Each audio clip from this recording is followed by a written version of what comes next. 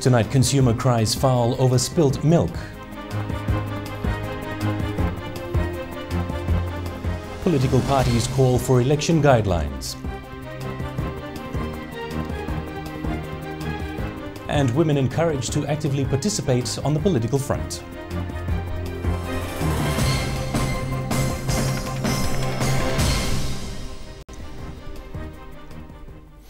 Good evening. A 55-year-old man is tonight dead following a road accident in Savu yesterday afternoon.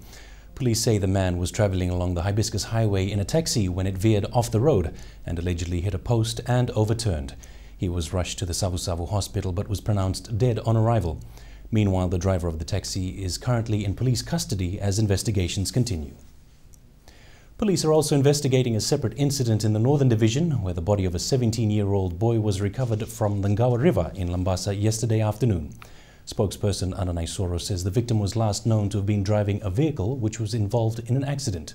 He ran from the scene of the accident about 400 meters towards a bridge and then jumped into the Ngawa River after an alleged phone call to a relative. The body was recovered by an operations team from the Lambasa Police Station and the National Fire Authority and is now at the Lambasa mortuary awaiting a post-mortem.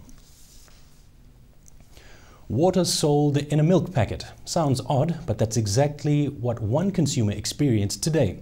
Not with just one packet of milk, but a whole dozen. None of the 12 packets she had bought contained actual milk. Marion Williams has the story. Imagine pouring yourself a glass of milk and the contents of the packet look something like this.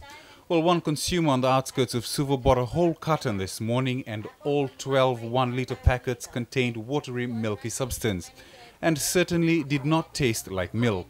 As we open the product, we see all the, it's the flush water coming out from all the packets that I purchased. It's about 12 packets by 1 litre and it's from Reva Dairy product.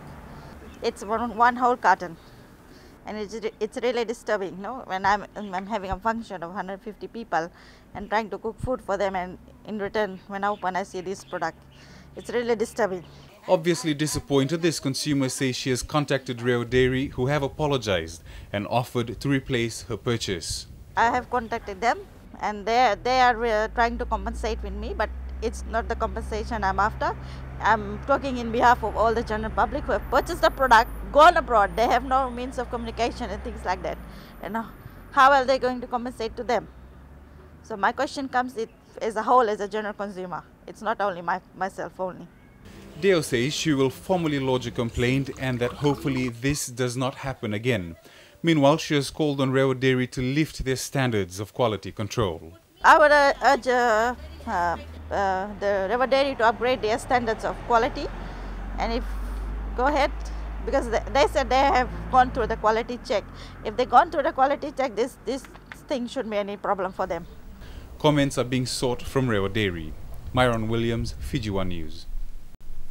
Political parties have already started preparations for September, when the country returns to the ballot booth after a lapse of 8 years. But parties are awaiting advice on how the polling will be conducted. Certainly an important year for the country. Elections scheduled to take place before the end of September. However, political parties are calling on government to provide them with the proper electoral guidelines. The National Federation Party is eagerly anticipating the legislation that is expected to govern this year's elections and the appointment of the supervisor of elections. It will be very helpful to us if we had the electoral decree, if we had the electoral commission and supervisor election, so that we could get more details in relation to the election, the voting paper and all that. The Social Democratic Liberal Party, SODELPA, says that laws pertaining to this year's polls should be released soon.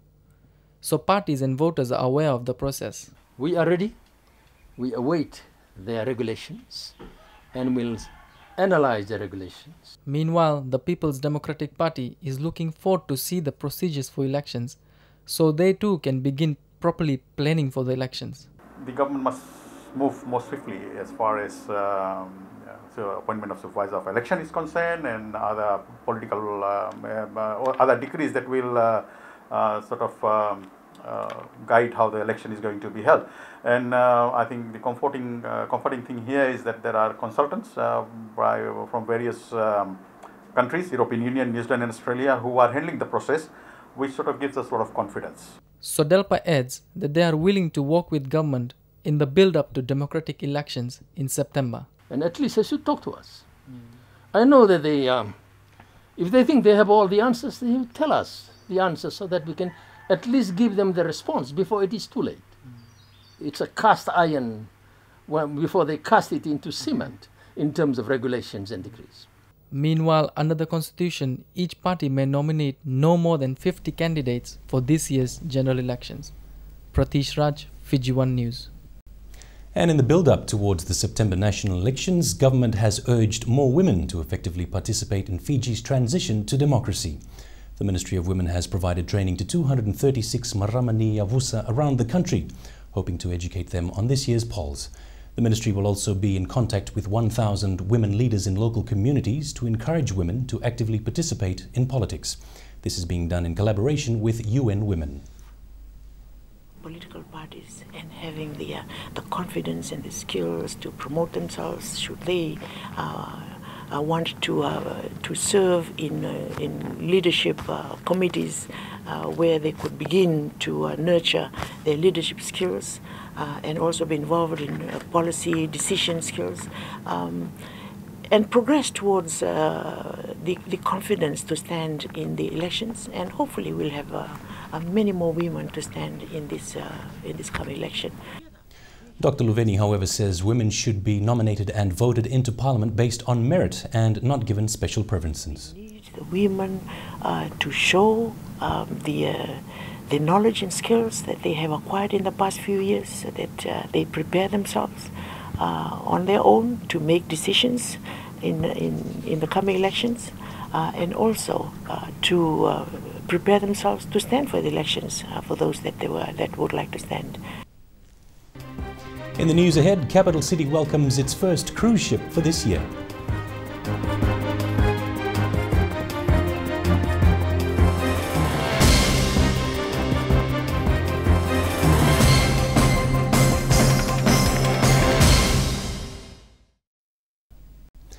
The Ministry of Women has expressed its disappointment at the heavy reliance on government welfare by some of its beneficiaries.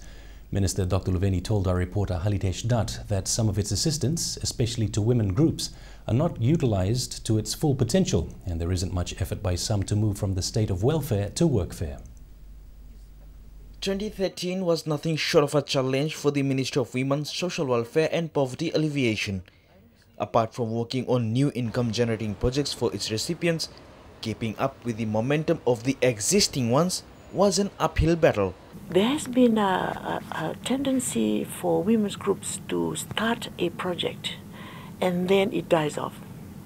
So this is why this government has changed our approach. We would like the women to start their project themselves with their own sweat and a bit of money and we will top this up so that they get committed, they take ownership of the project.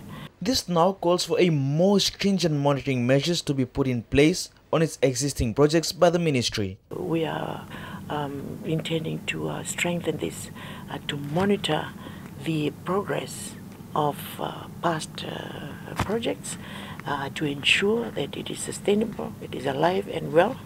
And if they need a bit more injection, we will inject them with whatever other assistance that they will need so that they can continue before we move on further to creating new income-generating projects for this year. The ministry was allocated close to $40 million last year, out of which a large chunk of allocation went towards such projects.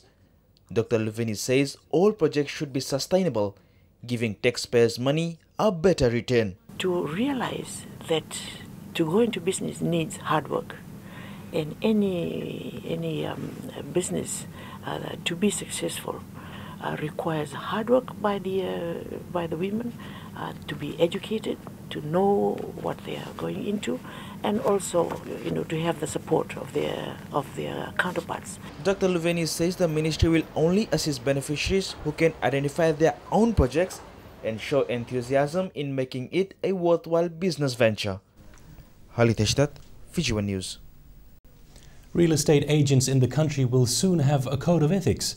The Real Estate Agents Licensing Board has drafted the code, which is expected to become effective before the end of the first quarter of this year. The real estate business in the country is currently governed by the Real Estate Agents Act of 2006. In its effort to bring about more professionalism within the industry, a code of conduct for agents will soon be enforced. The code is basically the regulation, like it is added on with that, and it will be like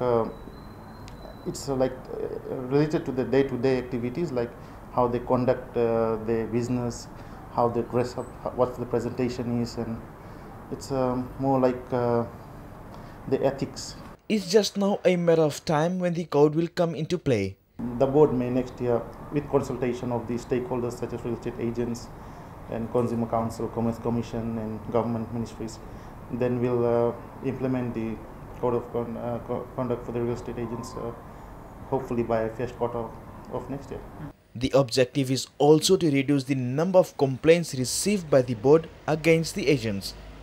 The board will also go around the country conducting various awareness campaigns this year. What we have noticed, like the complaints in all those areas have been minimized, even like for Savu, Tevini and Lotokan and side. We are finding that the level of professionalism with real estate agents have improved. The board is also planning to conduct workshops for agents and salespersons throughout the country. Halitesh Tat, Fiji One News.